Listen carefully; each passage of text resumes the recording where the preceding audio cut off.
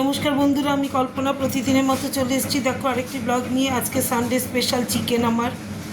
হ্যাঁ, সানডেতে এক সপ্তাহ দু সপ্তাহ মাঝে হয়নি, ওই যে সব নিরামিষের পালা ছিল বলে।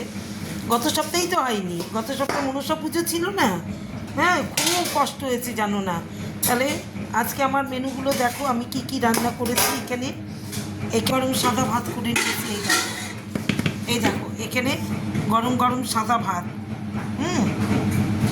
আর এখানে করেছি দেখো, এখানে এই যে কচু ভাজা, তিনটে কচু ছিল, গাঠি কচু, ওটা চিপসের মতন কেটে গোল গোল করে কেটে তারপরে ভাজা করেছি। আর এখানে করেছি পেঁপে ভাজা, সর্ষে ফোড়ন দিয়ে শুকনো লঙ্কা দিয়ে পেঁপে কুচিয়ে ভাজা করেছি, হাত দিয়ে কুচিয়েছি।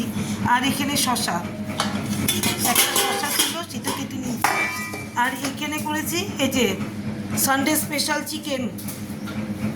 Chicken curry, Sunday special.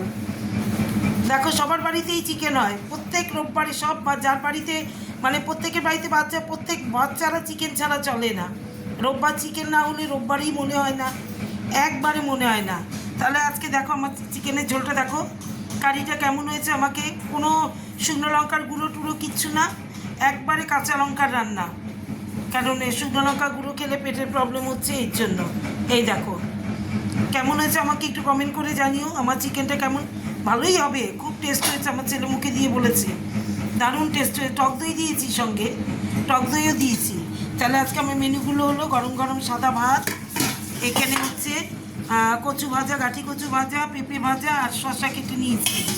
আজকে আর লেবু নেই, লেবু যা ছিল আমি মাংসে চিপে দিয়ে দিয়েছি। আর এখানে চিকেন কারি, এই দেখো চলচলা যেটা বলে, আলু দিয়ে চিকেন কারি করেছি। এই দেখো আমার চিকেন কিন্তু অবশ্যই অবশ্যই আমাকে একটু কমেন্ট করে জানিও তোমরা। হ্যাঁ, এখনও আমার স্নান হয়নি, এবার স্নান করতে যাব। রান্নাঘরটা পরিষ্কার করে তারপরে স্নান করব।